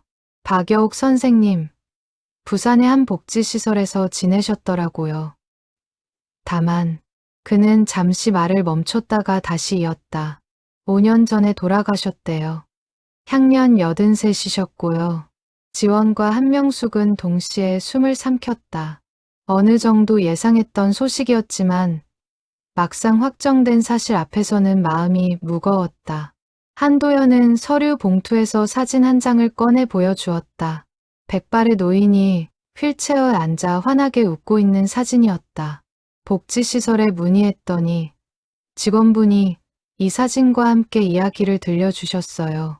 여옥 할머니께서는 마지막까지 그 시설에서 다른 어르신들을 돌보는 일을 도우셨대요. 몸이 불편하셨는데도 늘 다른 사람 먼저 챙기셨다고 하더라고요. 직원들 사이에서는 걸어 다니는 천사라는 별명으로 불리셨대요. 지원은 사진 속 여옥 할머니의 미소를 오랫동안 들여다보았다. 다리를 저는 몸으로도 늘 다른 일을 먼저 살폈다는 그 삶의 태도가 어쩌면 할머니 조순옥과 그토록 닮아 있었던 것은 우연이 아니었을 것이다. 두 사람은 비록 멀리 떨어져 살았지만 마음만은 늘 같은 방향을 바라보며 살아온 것이었다. 한명숙의 눈에서 눈물이 흘러내렸다. 두 분 다 끝까지 그렇게 사셨구나. 한도연은 서류 봉투에서 편지 한 통을 더 꺼냈다. 이건 여옥 할머니가 돌아가시기 전 시설 직원분께 남기신 편지래요. 혹시라도 조순옥 선생님 가족을 만나게 되면 전해달라고 부탁하셨다고 해요. 지원은 떨리는 손으로 편지를 받아들었다. 봉투를 열자 삐뚤빼뚤하지만 정성이 담긴 글씨가 나타났다. 순옥이 가족분께 저는 순옥이 덕분에 참 오래, 참 감사하게 살았습니다. 순옥이가 저 대신 살아준 삶까지 제가 이어받아 살아낸 기분입니다. 순옥이한테 늘 미안하고 고맙다고 전해주세요. 그리고 순옥이 가족분들께도 늘 감사한 마음뿐이라고 전해주세요. 순옥이가 있어서 저도 저를 통해 도움받은 그 많은 분들도 살 수 있었습니다. 부디 건강하시고 행복하시길 빕니다. 편지 끝에는 흔들리는 글씨로 짧게 한 문장이 더 적혀 있었다. 우리 이제 다시 만나면 그때는 서로 미안하다는 말 대신 고맙다는 말만 하자. 지원은 편지를 읽으며 오열했다. 옆에 있던 한명숙도 한도연도 눈물을 참지 못했다. 카페 한 구석에서 세 사람은 한참 동안 말없이 눈물을 흘렸다. 그것은 슬픔의 눈물이면서도 동시에 벅찬 감동의 눈물이었다. 지원은 편지를 몇 번이고 다시 읽었다. 미안하다는 말 대신 고맙다는 말만 하자던 그 마지막 문장이 오랫동안 마음에 남을 것 같았다. 살아있는 동안 서로에게 짐이 될까 조심스러워했던 두 사람이 죽음 앞에서는 오히려 그 모든 무게를 내려놓고 순수한 감사만을 남긴 것이었다. 지원은 그것이야말로 진짜 우정의 모습이 아닐까 생각했다. 미안함으로 시작되었지만 결국 감사함으로 완성되는 관계. 한명숙은 손수건으로 눈물을 닦으며 한도연에게 고개 숙여 인사했다. 이렇게 소식을 전해주셔서 정말 감사해요. 도연 씨가 아니었으면 저희는 평생 이 사실을 몰랐을 거예요. 한도연은 손사래를 치며 겸손하게 답했다. 아니에요. 오히려 제가 감사해요. 어머니가 왜 그렇게 저를 키우셨는지 이제야 온전히 이해하게 됐거든요. 한참 후 한명숙이 눈물을 닦으며 먼저 입을 열었다. 지원아, 나 결심했어. 이 약국 그냥 이대로 사라지게 두면 안 될 것 같아. 지원은 어머니를 바라보았다. 한명숙의 눈빛에는 이전에 없던 단호함이 서려 있었다. 철거는 이미 정해진 거라 막을 수 없겠지만 이 이야기만큼은 그냥 묻히게 두고 싶지 않아. 여욱 할머니가 마지막에 남기신 그 편지, 엄마가 지켜온 그 마음, 그리고 이 동네 사람들이 받은 그 도움까지. 이 모든 게 그냥 낡은 서랍 속 이야기로 끝나서는 안 될 것 같아. 한도연도 조심스럽게 거들었다. 맞아요. 이런 이야기는 더 많은 사람들에게 알려줘야 한다고 생각해요. 요즘 같은 세상에 이런 조용한 선행이 얼마나 큰 힘이 되는지 사람들이 다시 한번 느낄 수 있게요. 지원은 두 사람의 말을 들으며 마음속에서 새로운 다짐이 자라나는 것을 느꼈다. 단순히 할머니의 유품을 정리하는 데서 끝나는 것이 아니라 이 이야기를 통해 무언가를 이어가야겠다는 생각이었다. 그것이 정확히 무엇일지는 아직 분명하지 않았지만 세 사람의 마음은 이미 같은 방향을 향해 움직이고 있었다. 카페를 나서기 전 한명숙은 오랫동안 손에 쥐고 있던 여욱 할머니의 편지를 다시 한번 읽었다. 그리고 지원을 돌아보며 말했다. 지원아, 엄마가 그동안 너한테 미안했던 것도 있어. 할머니 얘기만 나오면 괜히 예민하게 굴었잖아. 너는 할머니를 그렇게 좋아했는데 내가 그 마음까지 불편하게 만든 건 아닌가 싶어서. 지원은 고개를 저었다. 아니에요. 엄마, 이제는 알잖아요. 엄마도 그럴 수밖에 없었던 이유가 있었다는 거. 저는 오히려 지금이라도 이렇게 다 알게 돼서 다행이라고 생각해요. 한명숙은 딸의 손을 꼭 잡았다. 카페 창밖으로 저녁 불빛이 하나둘 켜지기 시작했다. 세 사람은 각자의 자리에서 오랫동안 품어왔던 감정의 짐을 조금씩 내려놓고 있었다.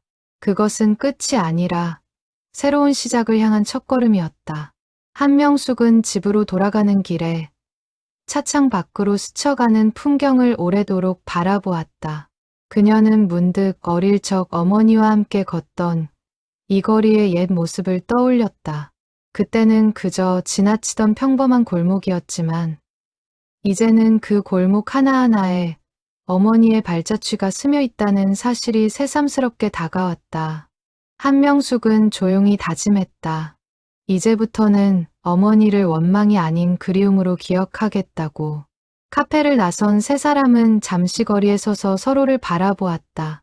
누구도 먼저 자리를 뜨지 못하고 오늘 나눈 이야기의 여운을 좀 더 함께 나누고 싶어 하는 눈치였다.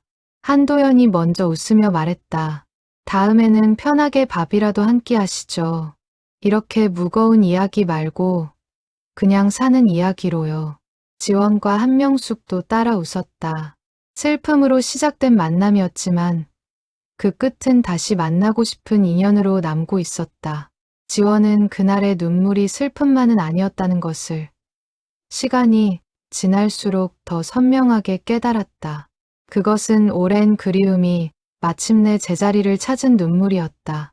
세 사람은 헤어지기 전 다음 만남을 기약하며 서로에게 고개 숙여 인사했다. 짧은 인연이라 여겼던 만남이 어느새 오래 이어질 관계로 자라나고 있었다.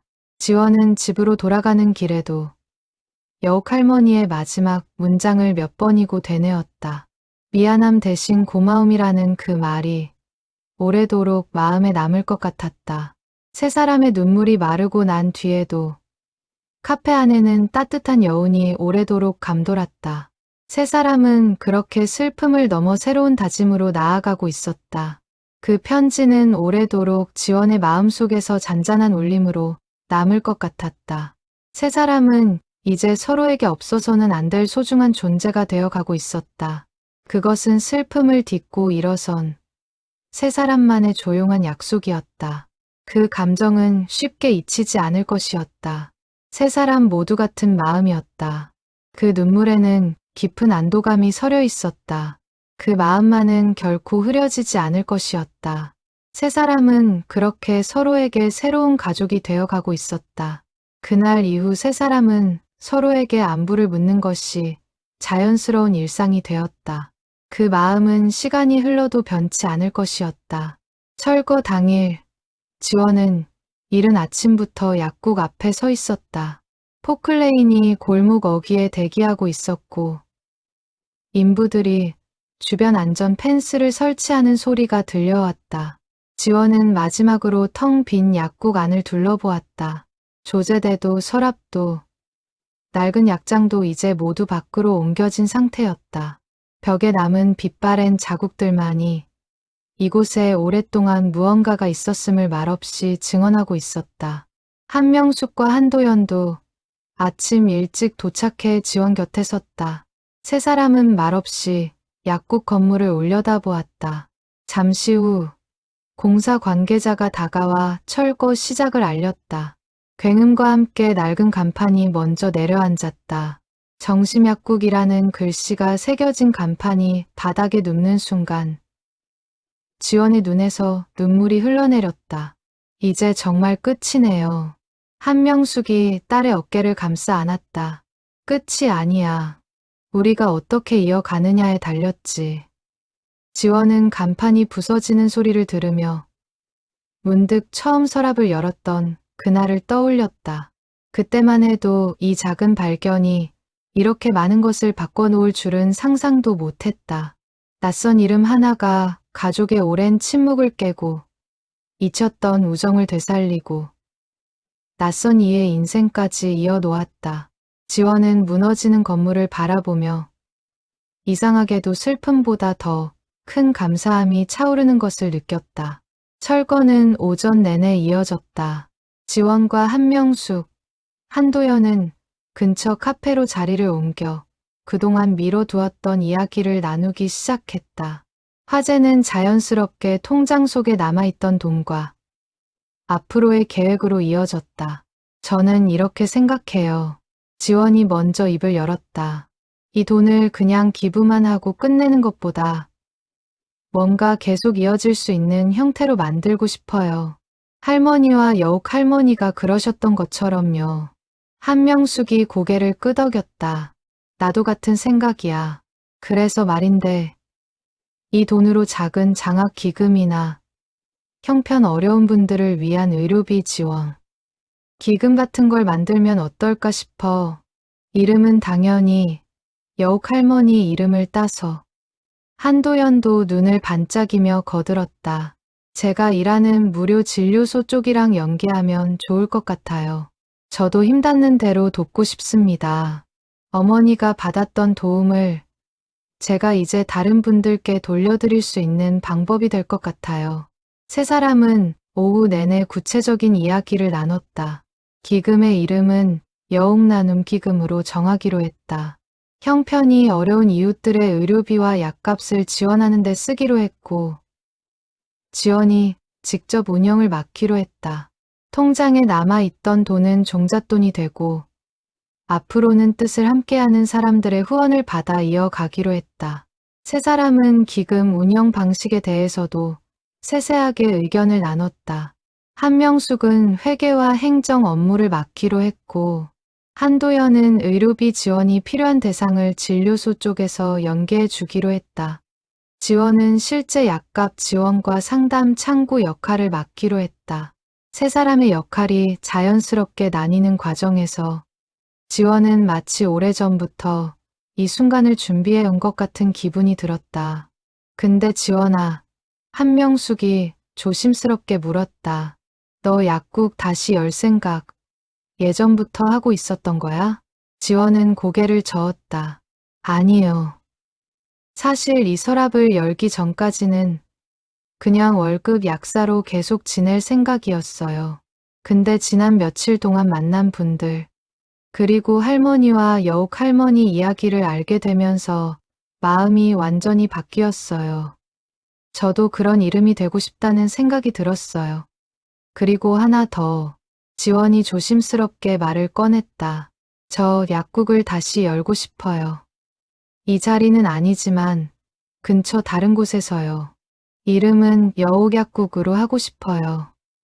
한명숙은 딸을 바라보며 눈시울을 붉혔다. 정말 그렇게 하고 싶어. 네. 할머니가 평생 지켜오신 그 마음을 저도 이어가고 싶어요. 물론 저 혼자 할머니처럼 살 수는 없겠지만 적어도 그 이름만큼은 계속 살아있게 하고 싶어요. 지원의 목소리는 담담했지만 그 안에는 확고한 결심이 담겨 있었다. 한명숙은 한참을 말없이 딸을 바라보다가 조용히 손을 뻗어 딸의 손을 잡았다. 그래, 엄마도 도울게. 이번에는 원망 대신 함께. 그 말에 지원은 참았던 눈물을 터뜨렸다. 오랫동안 두 사람 사이에 놓여있던 벽이 마침내 완전히 허물어지는 순간이었다. 한도연도 눈물을 훔치며 두 사람을 바라보았다. 저도 힘닿는 대로 함께하겠습니다. 어머니가 살아 계셨다면 분명 저한테 그렇게 하라고 하셨을 거예요. 저녁 무렵 세 사람은 철거가 끝난 약국 자리를 다시 찾았다. 건물은 이미 흔적도 없이 사라지고 텅 빈 공터만이 남아 있었다. 지원은 그 자리에 서서 조용히 눈을 감았다. 어린 시절 이곳에서 뛰어놀던 기억, 할머니의 손을 잡고 걷던 골목, 처방전을 짓던 손길까지 모든 것이 머릿속에 스쳐 지나갔다. 할머니, 저 이제 알아요. 왜 그렇게 사셨는지. 그리고 약속할게요. 그 마음, 제가 이어받아 살아갈게요. 지원의 나직한 다짐이 저녁 바람에 실려 골목 너머로 퍼져나갔다. 공터 위로 노을이 붉게 물들고 있었다. 사라진 것은 건물뿐이었다. 그 안에 담겼던 마음은 오히려 이제 막 새로운 곳에서 다시 피어나려 하고 있었다. 한명숙도 그 옆에서 조용히 눈을 감았다. 오랫동안 마음에 담아두었던 원망과 서운함이 이 공터 위에서 조금씩 바람에 실려 날아가는 것 같았다. 그녀는 나직이 중얼거렸다. 엄마, 나도 이제 알았어요. 미안하다는 말보다 고맙다는 말을 더 많이 해야 했다는 거. 한도연은 두 모녀의 모습을 조용히 지켜보다가 품속에서 어머니의 낡은 처방전을 다시 꺼내 들었다. 그리고 공터를 향해 고개를 숙였다. 저도 감사합니다. 제가 지금 이 자리에 서 있을 수 있는 것도 다 두 분 덕분입니다. 세 사람은 한참을 그렇게 서 있었다. 텅 빈 공터 위로 어둠이 서서히 내려앉기 시작했지만 세 사람의 마음속에는 오히려 밝은 등불 하나가 새롭게 켜지고 있었다. 세 사람이 카페에서 나눈 이야기는 그날 이후로도 몇 차례 더 이어졌다. 기금의 세부 운영 규정을 정하고 지원 대상을 선정하는 기준을 논의하는 과정에서 세 사람은 자연스럽게 더 가까워졌다. 한명숙은 회계 업무를 배우기 위해 늦은 나이에도 컴퓨터 학원을 등록했고 한도연은 진료소의 동료 의사들에게 기금의 취지를 알리며 협력을 구했다.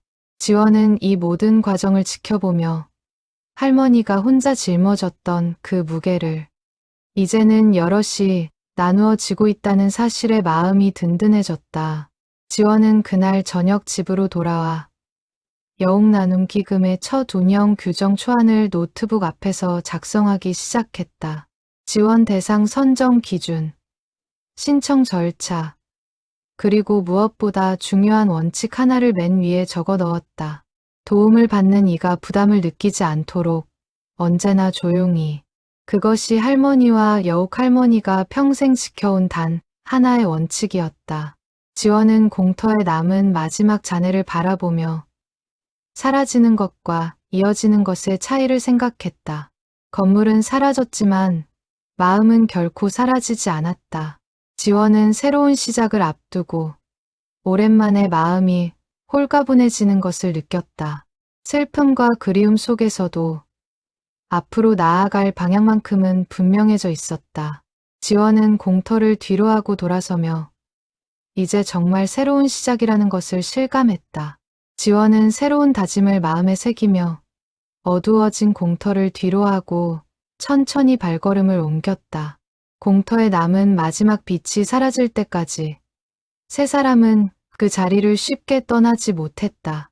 세 사람의 다짐은 이제 막 첫걸음을 내딛고 있었다. 그리고 그 다짐은 시간이 흐를수록 더욱 단단해질 것이었다. 어둠이 완전히 내려앉을 때까지 세 사람의 그림자는 그 자리를 지키고 있었다. 세 사람은 서로를 바라보며 조용히 고개를 끄덕였다. 그 다짐은 흔들림이 없었다. 지원은 그 순간을 마음 깊이 새겼다. 그 다짐 위로 새로운 아침이 서서히 밝아오고 있었다. 세 사람은 각자의 자리에서 내일을 준비하기 시작했다. 그 다짐은 세 사람 모두의 가슴 속에 깊이 새겨졌다. 6달 뒤 정심약국이 있던 골목에서 2정거장 떨어진 상가 건물 1층에 작은 약국 하나가 새로 문을 열었다. 간판에는 정갈한 글씨로 이렇게 적혀 있었다. 여옥약국.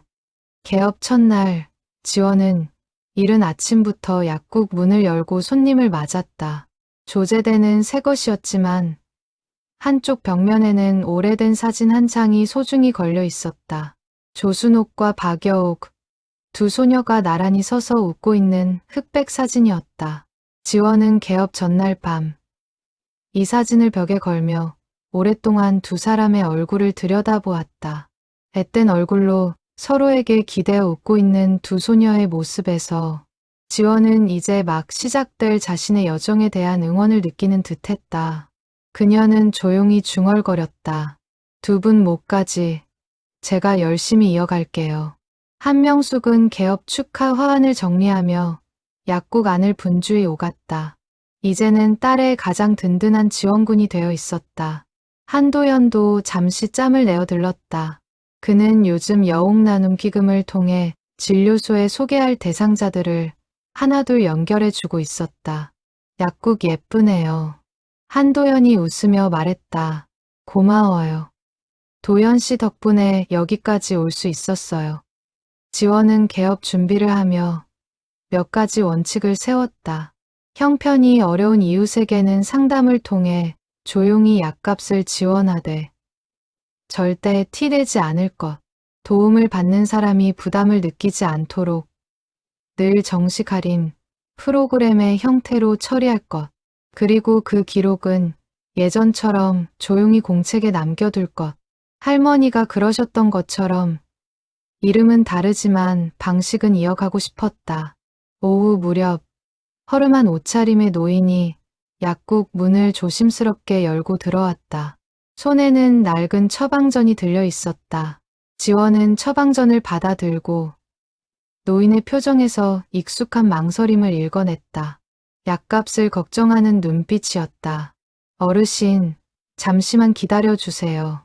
지원은 조제실로 들어가 약을 조제하며 낡은 서랍 속 기억을 떠올렸다. 그녀는 계산대로 돌아와 조용히 말했다. 이번 달은 저희 약국에서 진행하는 나눔 프로그램 대상이세요. 편하게 받아 가시면 됩니다. 노인은 눈을 크게 뜨며 몇 번이고 고맙다는 말을 반복했다. 지원은 미소 지으며 고개를 저었다. 저한테 고마워하실 필요 없어요. 이건 오래전부터 이어져 온 마음이거든요. 노인이 떠난 뒤 지원은 잠시 조제대에 기대어 창밖을 바라보았다. 저녁 햇살이 골목 안으로 부드럽게 스며들고 있었다. 문득 어릴 적 할머니 손을 잡고 걷던 그 골목이 떠올랐다. 그때는 몰랐던 것들이 이제는 하나씩 선명하게 이해되고 있었다. 지원은 조제대 서랍을 열어 낡은 공책 한 권을 꺼냈다. 할머니가 평생 써오셨던 바로 그 공책이었다. 마지막 장 다음 지원은 새 페이지를 펼쳐 첫 문장을 적어 내려갔다. 오늘 여옥약국의 첫 손님을 맞았다. 할머니, 여옥할머니, 저 이렇게 시작합니다. 펜을 내려놓은 지원의 눈가에 잔잔한 눈물이 맺혔다. 슬픔의 눈물이 아니었다. 오랫동안 이어져 온 사랑과 약속이 마침내 다음 세대로 넘어가는 순간의 눈물이었다. 지원은 공책을 덮고 나서 조제대 위에 놓인 작은 액자를 바라보았다. 액자 안에는 여옥 할머니가 남긴 마지막 편지의 한 구절이 정갈한 글씨로 옮겨져 있었다. 우리 이제 다시 만나면 그때는 서로 미안하다는 말 대신 고맙다는 말만 하자. 지원은 그 문장을 매일 아침 약국 문을 열 때마다 눈에 담기로 했다. 그것이 이 작은 약국이 앞으로 나아갈 방향을 알려주는 나침반 같았다. 그날 저녁, 세 사람은 약국 앞 작은 테이블에 둘러앉아 소박한 저녁을 나눴다. 한명숙은 오랜만에 활짝 웃으며 딸을 바라보았다. 지원아, 엄마는 이제야 알 것 같아. 할머니가 그토록 지키고 싶어 하셨던 게 뭐였는지, 그리고 내가 그 마음을 이렇게 이어가는 걸 보니 엄마는 이제 더 이상 원망할 게 없어. 오히려 자랑스러워. 지원은 어머니의 손을 꼭 잡았다. 엄마 고마워요. 그리고 할머니, 여옥 할머니, 두 분도 고맙습니다. 밤이 깊어갈수록 여옥 약국의 작은 창문에는 따뜻한 불빛이 오래도록 켜져 있었다. 그 불빛은 마치 수십 년 전 낡은 조제대 앞에서 밤늦도록 처방전을 짓던 한 사람의 손길을 닮아 있었다. 이름은 바뀌었지만 그 마음만은 조금도 바래지 않은 채 골목의 밤을 조용히 밝히고 있었다. 세상에는 여전히 이름 없는 도움들이 곳곳에 존재한다. 누군가는 오늘도 낯선 이름 뒤에 숨어 조용히 손을 내밀고 또 다른 누군가는 그 도움 덕분에 다시 살아갈 힘을 얻는다. 그리고 그 마음은 시간이 흘러도 결코 사라지지 않고 다음 사람에게로 또 그 다음 사람에게로 조용히 이어져 간다. 정심약국은 사라졌지만 그 자리에서 시작된 사랑은 여옥약국이라는 새로운 이름으로 오늘도 골목 어딘가에서 계속되고 있다. 훗날 여옥약국을 찾는 단골 손님들은 종종 이런 이야기를 듣게 된다. 이 약국의 이름에는 특별한 사연이 있다고. 오래전 전쟁통에 서로의 목숨을 지켜준 두 소녀의 우정에서 시작되어 세대를 넘어 지금까지 이어지고 있다고. 그 이야기를 들은 손님들은 저마다 고개를 끄덕이며 이 작은 약국을 조금 더 특별한 마음으로 바라보게 된다. 그리고 가끔 형편이 어려워 보이는 손님이 조심스럽게 약값을 걱정하며 들어설 때면 지원은 언제나 같은 마음으로 그들을 맞는다. 미안해하지 않아도 된다고. 이건 아주 오래전부터 이어져 온 이름 없는 마음이라고. 그렇게 오늘도 여옥약국의 불빛은 골목을 따뜻하게 비추고 있다. 여옥약국이 문을 연 지 1년이 되던 날, 지원은 작은 기념 행사를 열었다. 그동안 여옥나눔 기금을 통해 도움을 받은 이웃들 몇 분을 초대했고, 슈퍼 주인 할아버지와 국수집 아저씨도 자리를 함께했다. 사람들은 저마다 자신이 받은 도움에 대해 이야기를 나누었고, 그 이야기들은 다시 다른 사람들에게 작은 용기가 되었다. 지원은 그 모습을 지켜보며 이름 하나가 이렇게 많은 삶을 잇고 있다는 사실에 새삼 벅찬 감동을 느꼈다. 기념 행사가 끝난 뒤 지원은 홀로 약국에 남아 그날의 사진들을 정리했다. 웃고 있는 이웃들의 얼굴 하나하나를 들여다보며 그녀는 문득 이 모든 순간이 할머니가 뿌린 씨앗의 결실이라는 생각이 들었다. 지원은 노트북을 열어 기금 소식지에 실을 짧은 글을 적어 내려갔다. 제목은 간단했다. 이름은 바뀌어도 마음은 그대로. 지원은 약국 문을 닫으며 하루를 마무리했다. 내일도 이 작은 공간에서 누군가의 삶을 조용히 지탱하는 하루가 다시 시작될 것이었다. 골목을 오가는 사람들은 여옥약국의 불빛을 지날 때마다 이유는 몰라도 왠지 마음이 따뜻해진다고 말하곤 했다. 그것이야말로 이 작은 약국이 이어받은 가장 큰 유산이었다. 지원은 매일 밤 약국 문을 닫을 때마다 오늘 하루도 누군가에게 작은 힘이 되었기를 조용히 바라며 불을 껐다. 여옥약국의 작은 창문 너머로 오늘도 누군가를 향한 조용한 마음이 새어나오고 있었다. 여옥약국의 하루하루는 그렇게 조용하지만 단단하게 쌓여가고 있었다. 작은 약국 하나가 앞으로 얼마나 많은 이야기를 품게 될지 아직 아무도 알 수 없었다. 그 이야기는 앞으로도 계속 조용히 그러나 분명하게 이어져 갈 것이다. 지원은 그렇게 할머니가 남긴 마지막 문장의 답을 스스로 써 내려가고 있었다. 그 불빛은 앞으로도 오래도록 꺼지지 않을 것이다. 그것이 이 이야기의 진짜 결말이었다. 그렇게 하루가 다시 저물어 갔다. 그 불빛 아래에서 또 다른 누군가의 하루가 조용히 위로받고 있었다. 여옥약국은 그렇게 오늘도 골목을 지키고 있다. 그리고 그 여정은 앞으로도 오래도록 계속될 것이었다. 그렇게 오늘도 이름 없는 사랑 하나가 조용히 이어지고 있다.